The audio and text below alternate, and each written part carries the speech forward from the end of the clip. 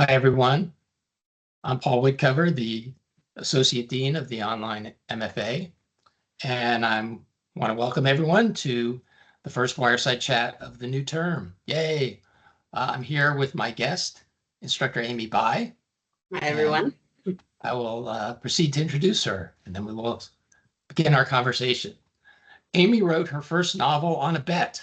It took 9 months to finish the draft, 4 to revise it, 1 month to find a writing community and some beta readers, 5 to find an agent, and then a complete rewrite from adult to YA before the book found a home. She has written 4 novels since, but credits that first experience with her love for YA, a certain hard-headed perseverance, and also her decision to go back to school, change careers, and start an editing and writing business. She received her MFA in popular fiction from Stone Coast. Oh, that's a great program. And began freelance editing for presses and independent authors, and also teaching academic and creative writing. She lives in Maine with 2 bossy herding dogs whom we may see and or hear tonight, and volunteers with a local nonprofit as a literacy teacher. So Amy, thank you so much for joining us tonight. Thanks for having me. So of course, I want to start with what you said about beginning your writing career on a bet. Tell us about how that worked. And did you win or lose the bet? I'm still uncertain about that. You know, so am I, honestly. It started, I think it was several years after I graduated from college. One of my best friends there, we were both English majors. We were in the same freshman dorm and then the same sophomore dorm. And we just shared our writing with each other all the time. And we kept doing that after we graduated, even though we lived several states apart. Yes, Scott, I saw that.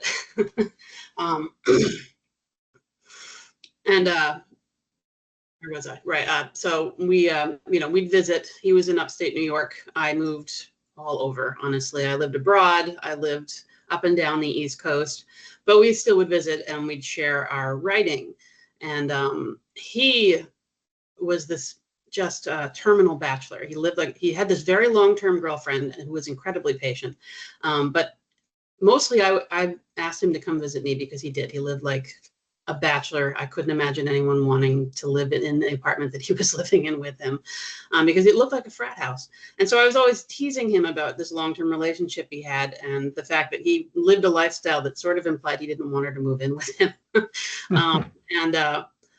I was joking about that one day, and he knew that that I'd written a lot and that I wanted to try to write a book, but I'd never found the motivation to do it. And he said, "Fine, if you write a book, I'll propose." Wow.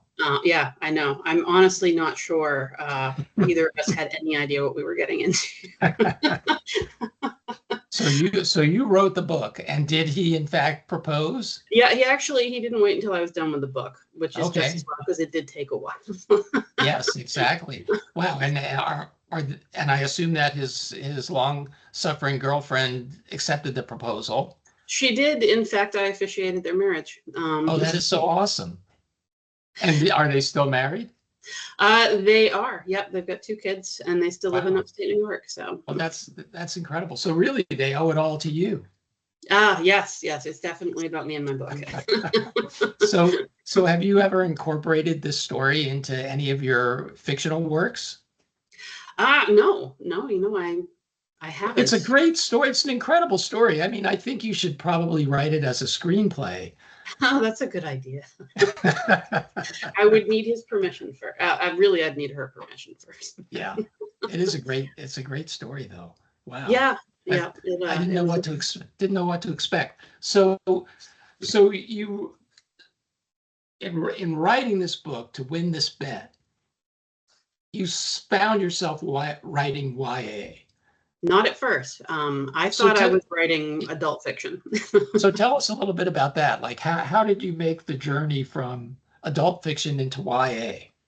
Well, when I got done with the book, it was 150,000 words. It was a doorstopper of a fantasy. I mean, I had maps, I had a glossary, I had a pronunciation guide.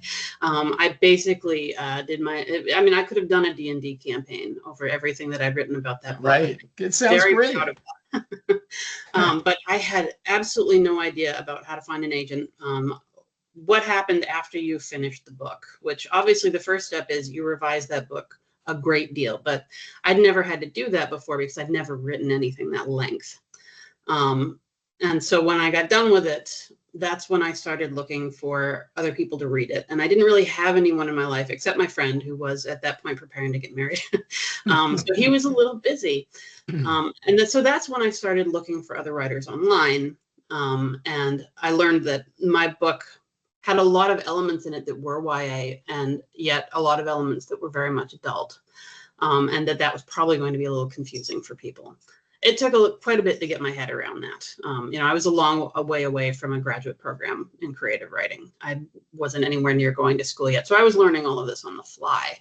And I was a part of, do you know Absolute Right, the Writers Forum? Yeah, okay. Yep. All right. That's where I got started. That's where I found my first beta readers and my first writing They're still circle. around, aren't they? They are. Yep. Yeah. I'm not on there anymore. Actually, a big group of us created our own forum, a private forum after that. But Absolute Right was an incredible resource. And I found a lot of information on publishing there, a lot of information on genre theory and genre conventions, which is something that I only intuitively understood as a reader and never really thought much about as a writer. And so I revised the book. It took a while. It took 5 months to get it to where I felt like it was ready to submit to an agent. I did manage to find an agent with that. So let me just interrupt for a quick second. So you consciously made the decision. I have a book right here that's got elements of YA. It's got elements of adult fiction. I'm going to revise this book to target it towards a YA readership. Eventually, not the first time around. Okay. So like the book that you got the agent with still had those two components mingled. It did. It did. And I will say part of that was that I had an incomplete understanding of how to address those things. And an incomplete understanding of age category in fiction. And so honestly, I think there was definitely an element of luck that I found an agent who was patient enough to walk me through that process. And once I found her and we went on sub, and I think I might have talked to you about this earlier in the MFA newsletter. Oh, there you go. There's a dog. The publishing industry crashed for a little while right after I went on sub. And so I had to kind of take a step back and think about what I wanted to do to make the book more marketable. And at that point, I was part of a group of professional writers, professional authors, really. Quite a few of them were published. A few of them were in the process of becoming literary agents. So I had some really good resources. And so I went back and I redrafted the entire book. I didn't even revise it at that point. I would say I wrote the entire thing again, just knowing what the plot points were and what the major character arcs were. And it turns out that's actually my favorite way to revise now. But it was a great deal of work. And I wrote about 70,000 words in 4 weeks. At that point, then it was marketable as YA. So did your agent sort of sit you down and help you identify the YA components and the adult components and give you tips on how to make the book more YA, or is that something that you kind of came to on your own based on your conversations with your fellow writers? It was a little bit of both. I mean, I will say that my agent at the time was really helpful in helping me understand that at the time, crossover was not as marketable as, my naive assumption at the beginning. I figured crossover just meant a larger market. These days, it probably does, but at that time, not really. Crossover was actually just harder to shelve. Whereas, I mean, if you look at, say, Naomi Novik's Scholomance series, I don't know if any of you have read that, but it is amazing if you haven't read it. She's a great writer. All of her books are worth reading. They really, really are. So are you saying that her books fall into this crossover category in your opinion? I would say that that trilogy does, the Scholomance trilogy, which is, I think, yes, it is. It's her most recent works. And she's been pretty upfront about that. It falls right on what we would have called new adult up until recently, I would say. Okay, so I'm sorry, I don't mean to keep interrupting, but you keep Oh, please raising do. these incredible points. So you say, well, we would have called new adult until recently. I thought new adult was still a viable publishing category. It is. I think it's developed a lot of very specific genre conventions though over the years. I mean, I can still remember when new adult was a brand new thing and everybody's very Sure. excited, and there were a lot of arguments about what it was and Yep. whether or not it was a fad. Was it going to go away? Was it going to stick around? My feeling at the time and now is that, it really kind of always existed the same way, Sure. people started talking about YA, I mean, really, what, 40 years ago? Yeah. And but it existed before that. Of course, And yes. I mean, it's like the modern understanding of what markets are really influenced a lot of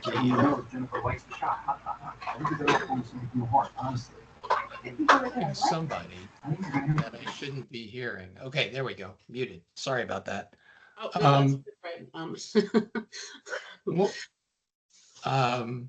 gosh, I lost my train of thought there for a second. All right, well, we'll just move on. Maybe it'll come back to me. So it's interesting that like, would you today write a crossover or attempt to write a crossover in the sense of something that appeals to both young adult readership and adult readership? Because obviously a lot of adults read YA anyway. Mm-hmm. In fact, I would say the majority of readers of YA are still adults. That statistic has been around for at least 20 years now. I'm really dating myself here, I know. But, I would say, what was it? 30% of the people reading YA are over the age of 30. Wow. Was something that came up quite a while ago. But over 50% were over the age of 18. I think age category is useful, to identify certain genre conventions, certain things that you're aiming for as a writer, certain themes that come up in your work. And it's obviously useful for shelving a book when you're marketing it. Mm-hmm. But it certainly doesn't limit readers. I mean, I was reading adult fiction at the age of 8. I was reading YA, I started reading YA in college for the most part, with the exception of Madeline L'Engle, which I think I've been reading since I was born. But I don't think that age category really stops readers. It gets used as a marketing tactic a lot. And I think a lot of people think of it as something rigid. But I mean, Naomi Novik's Scholomance series gets marketed as YA. It also gets marketed as adult, and she has, been pretty open about the fact that she thinks of it as crossover. Yeah. But you'll find it in the YA section of the shelves in some bookstores and in the adult section in other bookstores. And so it's not a static definition, I guess I would say.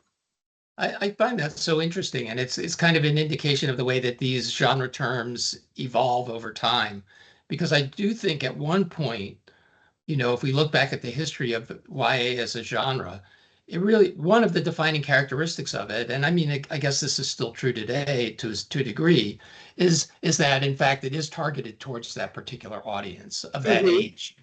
But listening to you talk right now, what I'm coming to realize is that in fact, that's much, much less true now. And instead, YA is just a genre that has its own kinds of concerns, its own kinds of tropes that are completely independent from, the age of its readership. And readers of any age can be drawn to those tropes and those characters and those types of situations that are part of what makes that particular genre. Just like science fiction has its own particular markers, right, that are independent of age, because you can be a science fiction reader at 80 and at 18 and at 8. But I never thought about YA in that same way before. It's just another genre. It doesn't really have anything to do anymore with age, exactly. Even though there's still YA books that are clearly written for and targeted for that audience, that age group, I mean. Yeah, absolutely. I would say the line gets a little fuzzy when you get into upper YA a lot. Yeah.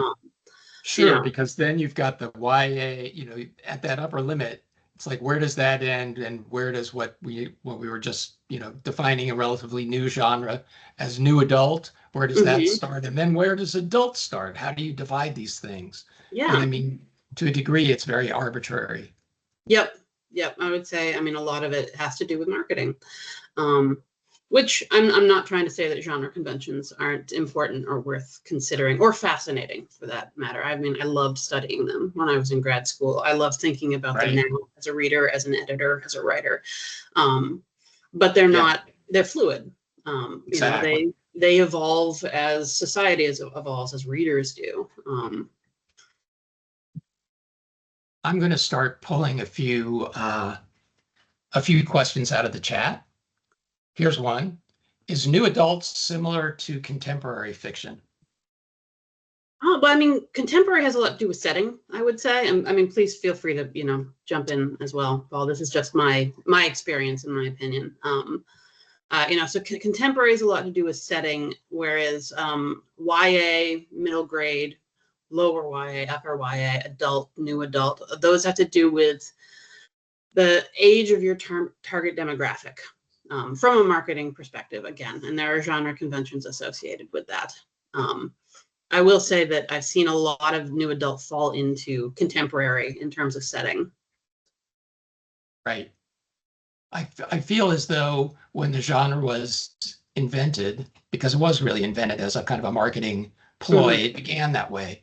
I think it was targeted in that, specifically in that way, as a way of moving readers from YA into contemporary adult. Yes. Yep. Fiction. Agreed. Okay, here's another one from the chat. You have the unique perspective of writing from both sides of the proverbial coin. What advice would you give to writers who are new to the academic standards of creative writing? Academic standards of creative writing. Are there any? I don't know. I mean, I would say there are. I mean, as someone who teaches genre, a genre 2 course, it's mostly, I guess the best advice I could give you is learn what the standards are before you choose to flout them, but absolutely choose to flout them, but we break the rules from a place of knowledge, right? So science fiction has certain conventions that, your readers are going to expect, right? Fantasy, same thing. Romance has some, and in fact might have stricter ones. The same thing with crime fiction. There are certain things that a reader expects when they pick up that book. So it's important to learn what those expectations are, how they developed. And then once you're comfortable with them, absolutely subvert them. Yeah. I'm interested in what you said there about learn where those conventions came from.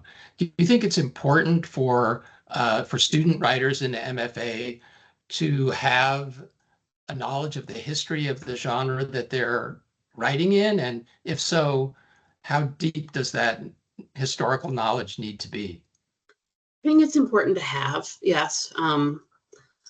In order to settle into a genre and feel really comfortable with it, I think it's important to know how it developed, how it's changed. I mean, I say this as someone who, I studied so much on fantasy, and so much of it was very, very deep and very difficult and dense to get through when I was in graduate school. I don't know if you've read any Farah Mendlesohn. I know Farah. She's a friend of mine. Do you? Yeah. I've stayed at her house. I read a few of her books, and she wrote the Rhetorics of Fantasy. Yes. And that's a book. That's a sign, at least the essay from which that book is drawn is assigned in, excuse me, one of the speculative courses. She has a new book coming out now that's all about Joanna Russ, who's a speculative fiction writer.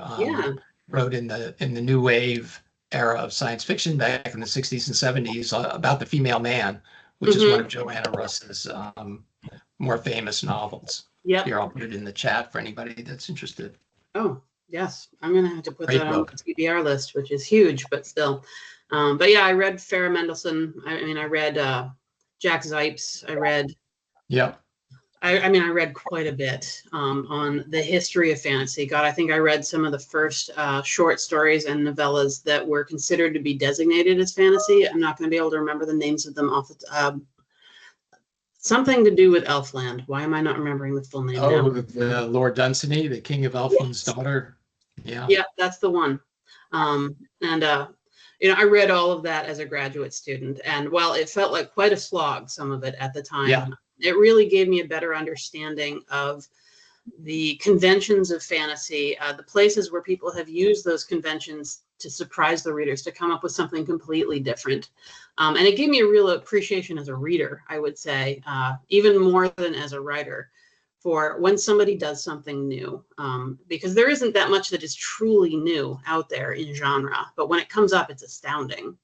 I mean, I'm thinking of Nora K. Jemisin. I don't know if, I think a lot of people have read her at this point, N.K. Jemisin.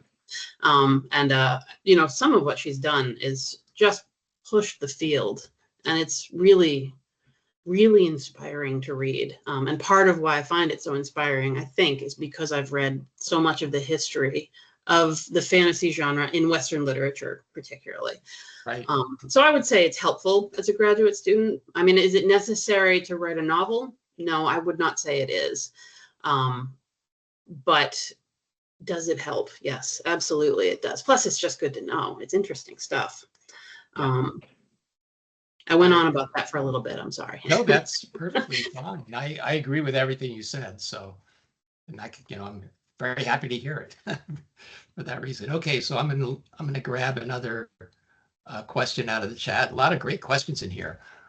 I want my characters to be like mid to late 20s. Is that still considered YA? I'll let you answer that one. From a strict standpoint, nope. YA pretty much stops in the teens. But again, these are marketing conventions. Think about, I guess what I would ask you is, who are you writing for? Who are the people you imagine reading your book? And that I have always found helpful as a place to start when I'm trying to decide if my project is going to be YA or if it's going to be adult or if it's going to be new adult, is when you are writing, who is your ideal reader? Who do you picture that being? Is it a 15-year-old? Is it a 25-year-old? Is it someone in college? Because there are age categories for those things. Right. But I mean, this makes me think about what we were just talking about, how Yes. YA is becoming increasingly divorced from the idea that the readership is going to be, representative of the same age as the protagonist of the book, for example. It is true. I guess I should ask you too, do you want to get an agent? And do you want to be traditionally published? Because that is that is a consideration then. Yeah. And that, I'm also glad you brought that up, because that's, there are these genre conventions that very much matter in the world of traditional publishing, but may matter less so in the world of self-publishing. And another genre that I think this is really true of is romance, Oh, right? yes. Whereas if you want to be a romance writer and be traditionally published, then there are very solid conventions that you must adhere to. And probably the biggest one is a happy ever after or a happy for now ending. You absolutely must have that. There's no alternative. If you don't have a HEA or HFN ending, you simply will not be traditionally published as a romance novelist. Now you can self-publish your work. And I know that there's a lot of movement in the self-publishing and indie space for non-traditional romances, books that still have, elements of traditional romance novels, but don't play into that same ending. Those books could never, ever be published, at least now, through a traditional process. No agent would ever pick up an author that was writing those kinds of books. True. I mean, unless it's an author that's already got a success, in which case, yes, they've got a little more room. Yeah, well, then they'd be like, the genre bending or genre breaking genius of so and so, right? Because if you can bring the audience, if you can bring the readers, then they don't care what you write. I mean, the publishers don't. They're gonna give you a big contract because they want to sell books. That's what they're all about. They're not really locked into genre conventions, except to the extent that everything that their marketing data tells them shows that they matter, right? Yes. Yeah. Yeah. If you can bring the audience, you can write what you want and still get traditionally published, but you have to prove you can bring that audience. All right, let me continue here. What do you call it? This is a great question. What do you call it when characters age from YA to NA or from middle grade to YA to NA in a longer series? Did we cross over or fall off the train? And if we did we break anything? I can make a splint. That is an excellent question. I mean, I'm not sure there's a particular term in publishing for that. But Yeah, I mean, don't I can so think of either. plenty of examples of it happening. I mean, take Well, that Harry Potter series, for example. That's the one that immediately springs to mind. Yeah. Yeah. I mean, that clearly started as, I would say, upper middle grade and then traveled all the way through YA. And that last book, I'm not sure I would define that as young adult. I would say that's in the NA, or I don't even think NA was really around then. It So it wasn't, would not yet, no. probably be an adult book. Mm-hmm. Yep. I mean, the clever thing that she did she did a lot of clever things, and I don't want to get into the political side of her, except to note that I vehemently disagree with a lot of her stances Same. when it comes to gender and so on. But anyway, one of the things that she did that was very smart was she got her readership at a young age and then grew up her series with them, so that she was constantly adding new readers at the lower end. By lower, I just mean age-wise, of her series, but she kept the ones that had started young and they grew up with her. And I mean, it made her into a juggernaut. Yeah. Yep. I would absolutely agree with that. I mean, her series just had such a wide appeal. And so many people who grew up with those books, and, she wrote for them as they were growing up. And it was incredibly effective. Yeah. Yes, definitely was. And that's, I think, why some of those readers now feel very personally about, when you develop that kind of close relationship with your readers, you're sort of in a precarious position. You have to think about how they're going to take whatever it is that you do or say. Yep. Anyway, here's another one.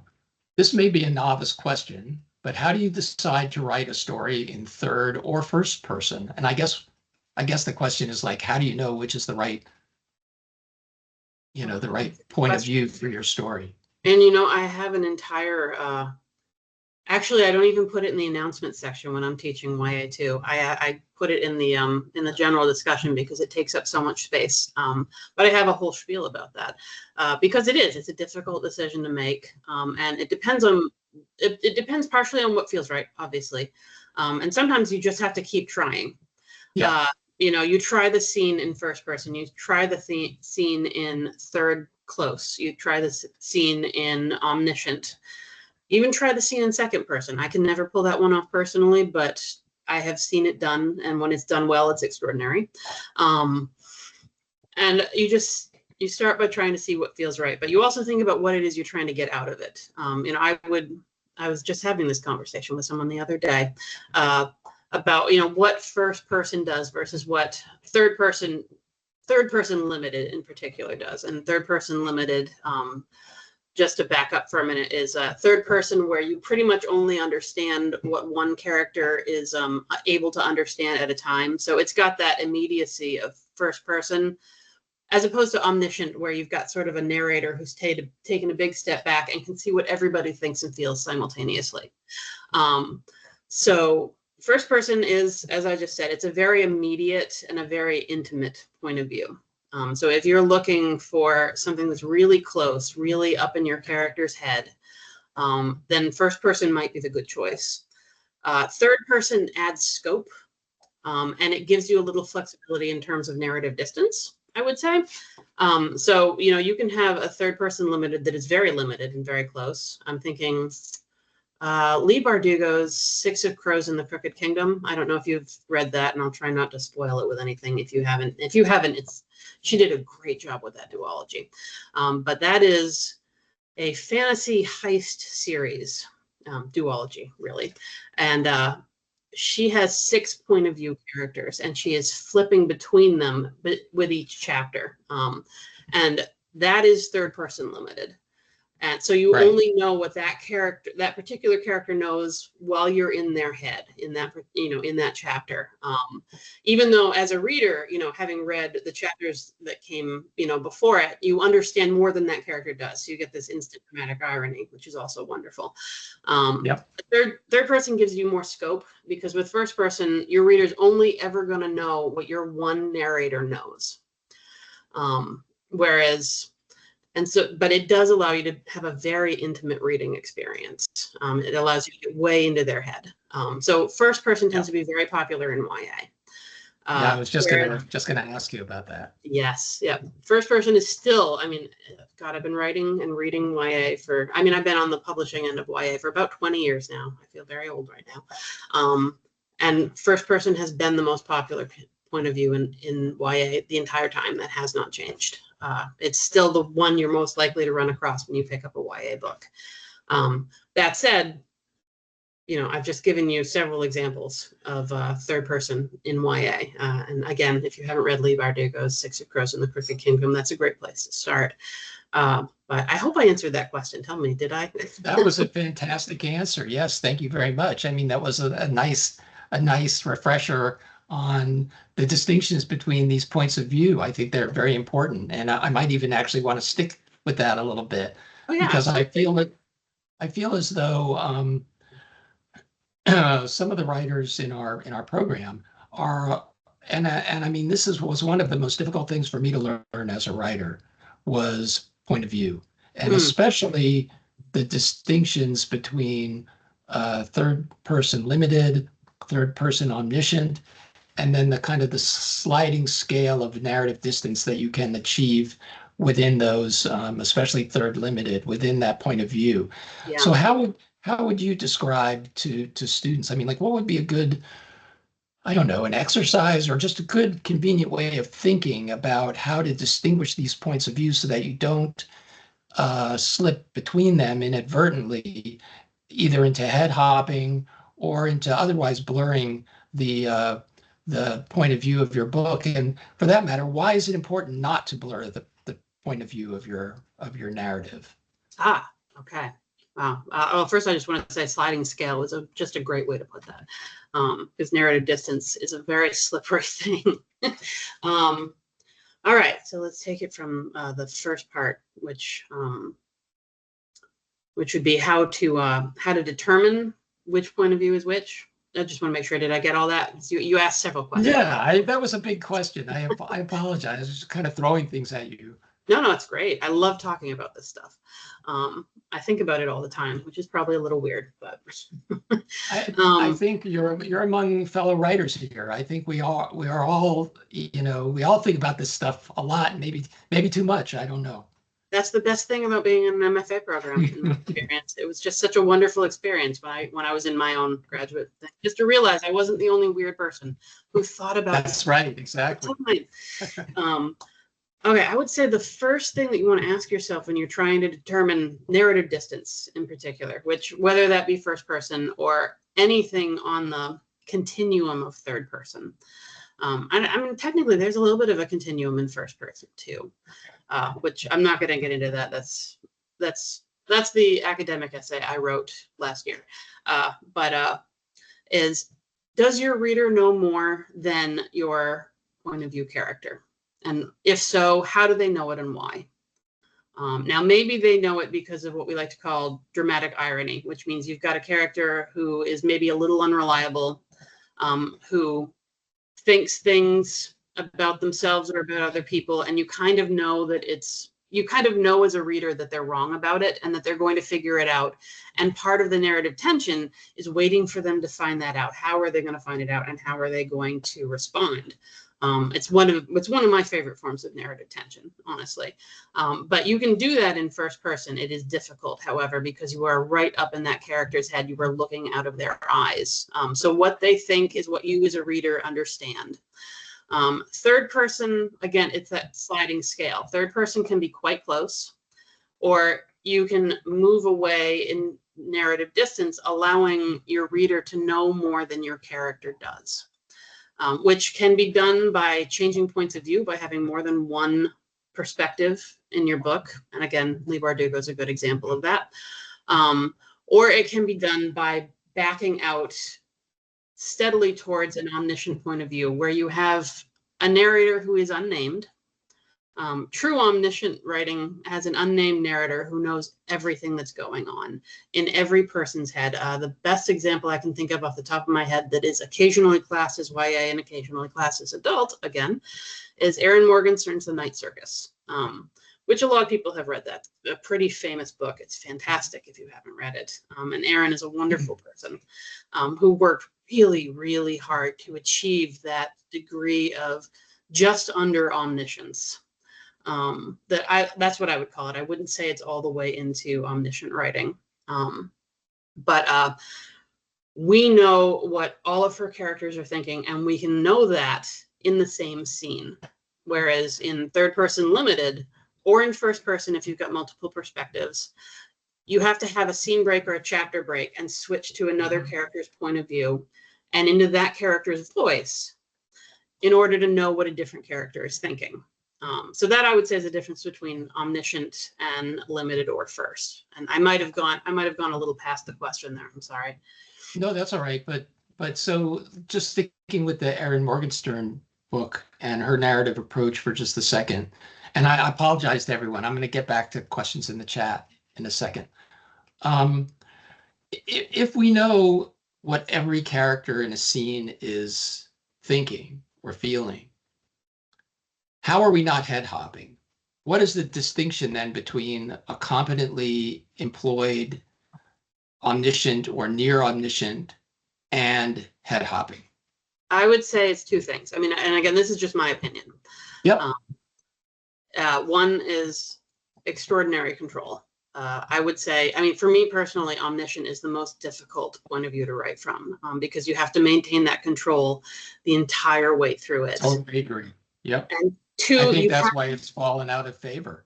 Yes, I think it's hard to write. It's too hard. It's very, very hard. It's beautiful and it's done well. But it's just very hard to write. I would say it's hard to write well.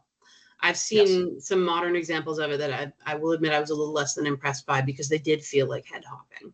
And if you do it wrong, that's what it's going to feel like, is that you've just forgotten that you were in one character's perspective and you've moved to the next one. So the first is control, and a great deal of it. And the second is, for me personally, I think that a lot of the writers who do it well have a narrator who is a character, just an unnamed character. And that narrator has a strong authorial voice. Absolutely. Personality. Yes. Have you read Maggie Stiefvater's All the Crooked Saints? No. Oh, I recommend that one. Actually, I recommend her entire body of work, because it's fascinating watching her move from first person into third limited, into multiple perspective third limited, and then all the way to omniscient in All the Crooked Saints. And what's this writer's name again? Maggie Stiefvater, Stiefvater. She's one of my favorite YA authors. I'm never going to be able to spell that. I don't know if I can get into the chat, but I could type it out for you. I'll just put the book in. Everybody can get that. What is it called? All the Crooked Saints. All the Crooked Saints. I have heard of that. Oh, it's heartbreaking. All right, I'm going to check that out. Yeah, I strongly recommend it. It's I would say that reading her entire body of work, which started with what I would call kind of conventional YA, she had the Wolves of Mercy Fall series. I think it started with Shiver, and that was all first person, and it had a very classic YA voice, particularly for the time period, which was, God, I think 15 years ago. So it was, first person, up close, right in the head. And then she did the Scorpio races, which I think somebody mentioned in the chat here. Somebody just mentioned that. Yeah, that won a Prince. And she said that was the first book where she allowed herself to be weird, which is something that I keep coming back to as a writer. And that is an extraordinary book. It's also first person, but it's dual perspective first person. And it's you can really see her unique voice as an author starting to come through. And there's a little more narrative distance even in first person. She's on the the other end of that tiny continuum of narrative distance you can find in first person point of view. And after that, she moves to third person limited in the Raven cycle, which is another extraordinary set of books. And then in All the Crooked Saints, she's fully in omniscient. And it is just the strongest authorial voice I have read in a very long time. But you can clearly see that path of narrative distance and how she became more comfortable with it as an author. And she worked towards writing an omniscient book. And she did it very, very well, I would say. I mean, again, that's a personal opinion on my part. But I strongly recommend reading that book because it's a really great example of modern omniscient in YA. This next question kind of relates very closely to this question or to the answer that you just gave. What are your favorite books, Amy? We often may overlook these aspects. Sometimes, even though we develop our own voice, we have influences that blend with our own writing. I mean, I would say we always have influences that blend with our own writing. Our own voice emerges from the voices of others. Yep. I mean, I think I imitated so many of my favorite authors when I started writing, which I started writing quite young. And it was through that process that I found my own voice. So who were some of those writers that you imitated, either consciously at the time or looking back unconsciously? When I was young, let's see, Stephen King. You know, I'm a Mainer. I read a lot of Stephen King. I started reading when I was 10 years old. And Barbara Kingsolver, I started reading her when I was, I think, in junior high. And she was really hard to imitate for a young writer. She is an extraordinary writer. And she's still one of my favorites. I would say Barbara Kingsolver is a major influence of mine. Robin McKinley is a huge influence of mine. Great writer. And I think a lot of people who write fantasy will say the same thing. Yes, yes, a beautiful stylist. Oh, yes. Yep. She's got such a clean, her prose is just so clean and vivid. So Robin McKinley, more modern ones, Naomi Novik, as I just said, I love her books. God, I love all of her books. She's just such a good writer. I'm a big fan too. And N.K. Jemisin, I think N.K. Jemison's more of a stretch goal for me, I would say. Like, she's one of those, I don't know if you've read the 5th season. And if you haven't, oh God, what a book. She's an amazing writer. She's just a beast of a writer. She's so good. I've been trying to get her to come to a word for word event for a couple of years now, and I haven't given up yet. Maybe next year we'll get her. You'll probably have to keep me out because I will fangirl all over her. She's one of those writers where you read the book and you know, I mean, as a writer, I'm never going to be that good, and it doesn't even matter. It's just such a joy to read something like that. Right. So it's I would call her a relief, right? When you find a writer like that. So it's like, I know I can't be this good. I don't even have to try. Well, I'm still going to try. But thank God they're out there already. The pressure's off. The pressure's off. So I'd say those are my big. Oh, Patricia McKillop. How did I forget her? She's a huge influence. Another great one. Yeah, yes. And Guy Gavriel Kay. I know I've just listed a bunch of women. Clive Barker and Guy Gavriel Kay are also on that list. And Guy Gavriel Kay just has a new book. Came out like a week ago or so. Oh God, I didn't think it was coming out till next month. Well, there goes my week. Oh, that might be. I mean, he's Canadian, so maybe that was the Canadian/UK edition or something. I will have to check that. It's been on my list of, you have to buy this when it comes out because I buy all of his books when they come out. Yeah, yeah. He's a good writer. He's a good follow on Blue Sky too. If you're on Blue Sky. Yes. Yep, I am. Yep, and I do follow him. I've been very distracted on Blue Sky lately, but and I think he has too. How important is it? Speaking of Blue Sky, how important is it for writers to cultivate some sort of social media presence, whether it's on Blue Sky? Let's not talk about X, but whether it's on Blue Sky or Instagram or Facebook or someplace like that. I mean, I think it's important. I say this as someone who actually is fairly private when it comes to having a public presence. I used to, and when I got my first agent, That was the first thing she asked me. And I'm going to date myself again here because Facebook was fairly new at the time. And her first question after I signed up with her was, why aren't you on Facebook? And I was like, well, I hadn't heard of it. Sorry. I mean, I would say that having, a place where your readers can find you is important. But, the advice that I've seen out there about, making sure that you post every day, that you post about these things, that you've got a schedule, that you're managing multiple social media platforms. You have to decide what you can handle and what's going to get in the way of your writing. Yeah, the writing has to come first. Yes. Yeah. And I find that kind of stuff exhausting. So I did it for a long time, and then I realized it didn't move the needle as much as I thought it was going to. Now, maybe if I was a big name, it would. And maybe it would be important then, but I'm not, and I honestly don't really want to be, because I am kind of an introvert. But I mean, it's important to have a place where people can find you, I would say, and it also depends on how you want to publish. Do you want to be traditionally published? Because your agent's going to ask that, and your editor is going to ask that. They're going to want to know, because they're going to expect you to do some of the heavy lifting. Whereas, if you self-publish, well, you're doing all the heavy lifting unless you hire a publicist. So, so yes, unfortunately, I would say it is important. Yeah, I mean, I think my first novel came out when I was, well, I guess it came out in like in the 1990s. Mm-hmm. And, the publishing world was so different then. I mean, in those days, the publisher did everything. They did all the marketing, all the publicity, and there was very little that you could do at that time as the author. But it's completely different now. Completely different. Now the publisher, like you just said, expects the writer to do a lot.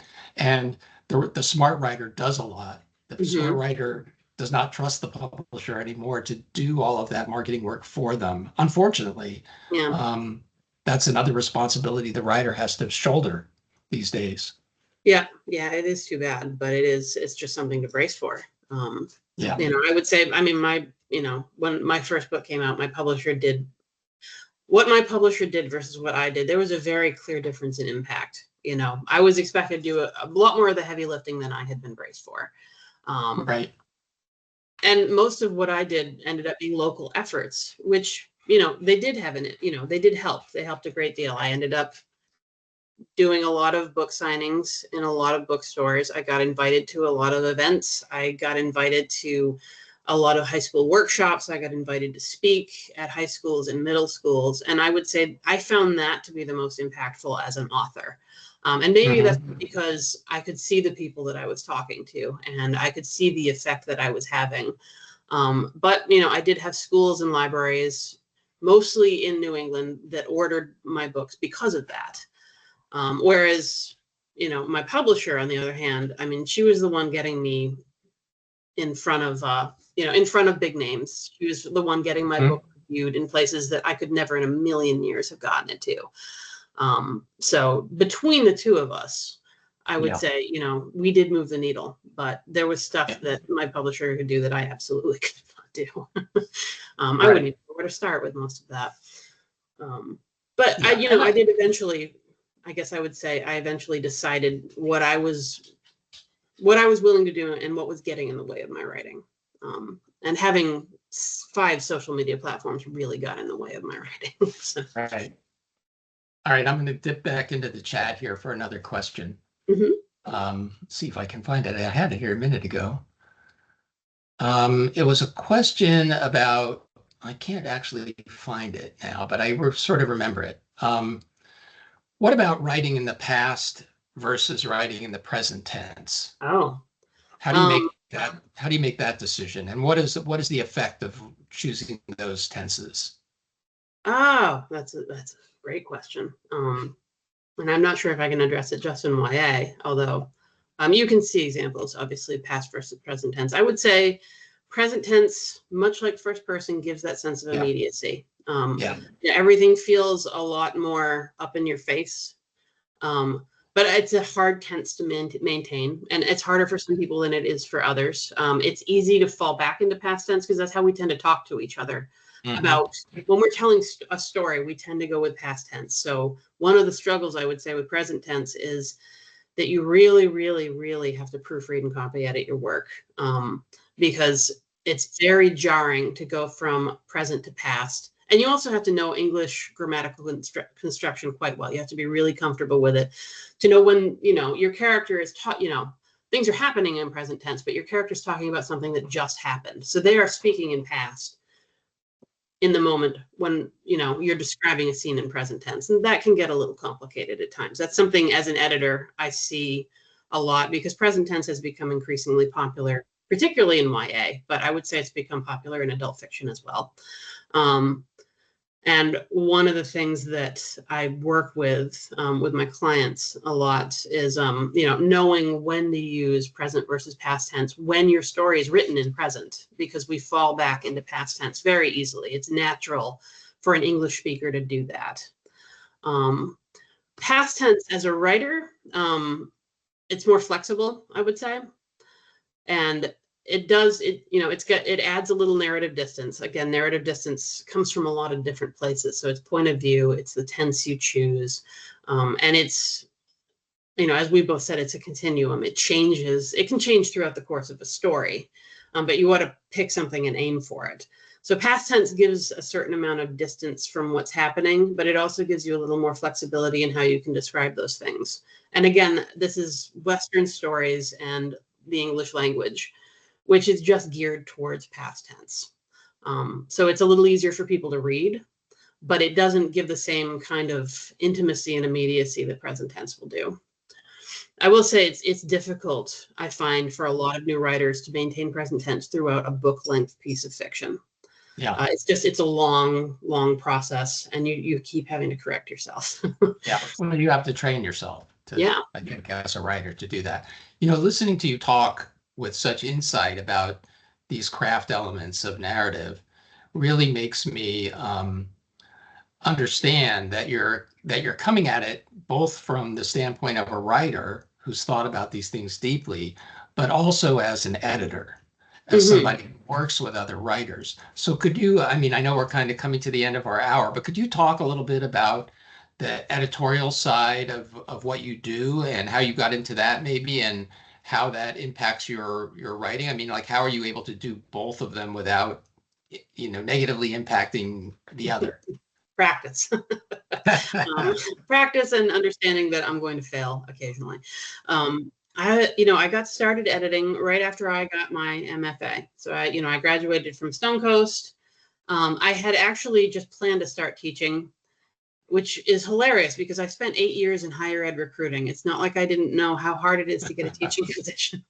I knew very well. I'd been on the other side of the search committee. But, at the time I was going through a divorce. So I needed income and I needed something flexible and I needed something that would help a CV and make me more appealing, because I did not have teaching experience, not classroom teaching experience. I had workshops, I had, high school speeches. I was mentoring high school students. That does not translate easily into higher ed. However, my staff training experience at Bowdoin College very much did when I was in human resources. So that's really what got me in the door there. So I was part of that writers group that I had found in Absolute Right. We moved to a private forum that we still have. And a bunch of people in there were editors. Some of them were editors in the UK, where you can actually get a graduate degree in publishing and editing. Which I've never seen anything quite like that here. Actually, this program is the closest I've ever found for it. Yeah, there are like certificates in editing and publishing that you can get here, and some of them are associated with writing programs. Like I think Columbia might have one, or NYU has one. Yeah. But anyway, yeah. And we built this program, purposefully to include those aspects. Yep. And that was actually part of what drew me to it when I applied. So I had a couple friends who were getting PhDs in publishing and editing because they were in the UK, and they were already freelance editing, or one of them was a salaried editor. And they just said, look, we've been betaing each other's work for a long time. I had a lot of testimonials from my faculty mentors, because we had a lot of very intense workshops at Stone Coast. And so I had a lot of people just saying, why don't you try this? And so I just cold emailed, which is one of the reasons I still harp on this in the business of writing, which I'm teaching this term. You know, everybody's like, oh no, the cold email doesn't work. It does though. It does work. Yeah. It's just that it's a numbers game. Right.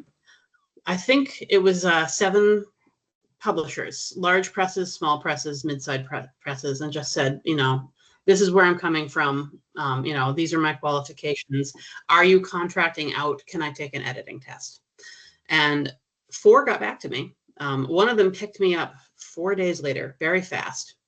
And that one, that was a UK publisher that did all sorts of romance and also erotica. And I started out as what they call a line editor, and that's really kind of proofreading and formatting simultaneously.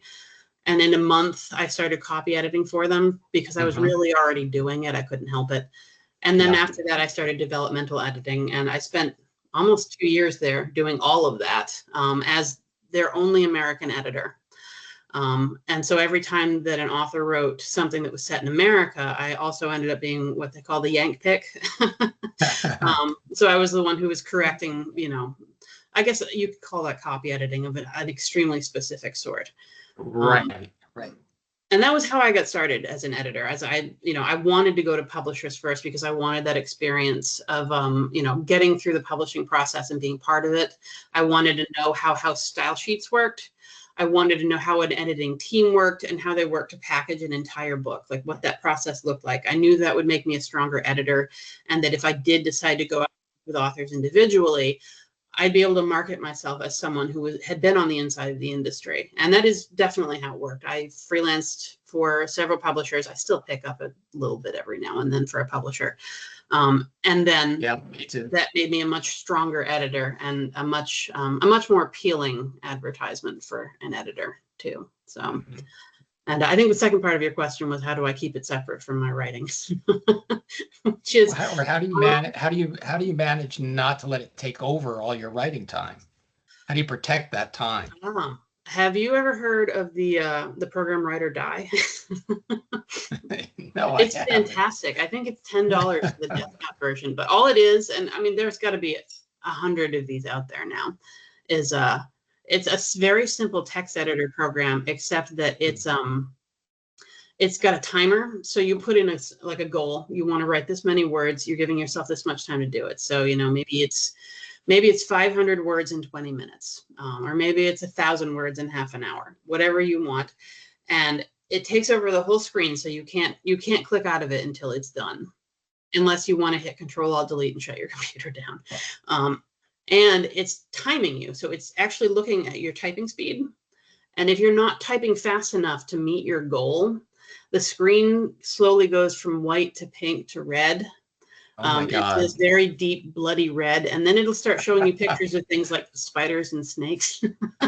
There's actually a setting called Kamikaze where it will delete your words as you're typing if you're not going fast enough. I never choose that one. That one is not good for the blood pressure. But that is how I started to separate myself from the editing brain that I have running in the background all the time. Yes, it is terrifying. I agree. Hardcore. But it is incredibly effective for getting you out of your head because you just don't have time to do anything but type. Here's one more question. I think we have time for at least one more. Scott is wondering, I wonder if Amy is a pantser or not. So let's answer his question. Not really. I actually, I outline in Excel, and I have an entire graph that goes along with it that I like to compare to the Plot Mountain chart, which is not to say that I think that is what your story needs to look like, or my story, or anybody's story, really. I just find it helpful to understand where the action's rising and where the action's falling. So I use what CJ Cherry and Diane Duane. Diane is the one who recommended this to me, actually. It's called the shopping list method. You start with 10 things that get you from start to finish. And then you write 10 things about those 10 things and 10 things about you go as deep as you need to. But you start with 10 things that get you from the beginning of your story to the end of your story. So are those like plot points, or are Yes. they, what are they exactly? Well, they can really Okay. be, they can be plot points, they can be subplots, they can be character arcs. I start with the main plot points because plot's what I struggle with as a writer. I could just sit there and write about characters in a room talking all day, and it would be interesting to me, but to absolutely no one else. So I start with 10 things that are plot that get me from start to finish. And then I write 10 things about each of those 10 things that have to happen in order to make it to the next step in the process. And then I'll go deeper, and that's usually the character arcs is the third level. And then after that comes the subplots. And so by the end of it, I have a massive graph that I hope will look a little bit like the plot mountains. Yeah. That's And fascinating. Yeah. So I'm definitely not a pantser, which is not to say that I don't free will right off road the second I get distracted by something. But here we go. Everybody's yelling. Well, he knows that we've reached the end of our chat for tonight. Yeah. They probably think it's bedtime for me. They yell at me when I. So we have in fact reached the end of our evening. So I want to thank you so much, Amy, for joining us and sharing everything with us. Just been wonderful. I feel like I could talk with you about writing craft for another hour easily. So absolutely, I've had so much fun. Yeah, I hope we get the chance again. I hope you have a great term, and I want to thank everybody for coming tonight. And I wish all of you a good term as well. Yeah, we'll see you at the next Wireside Chat.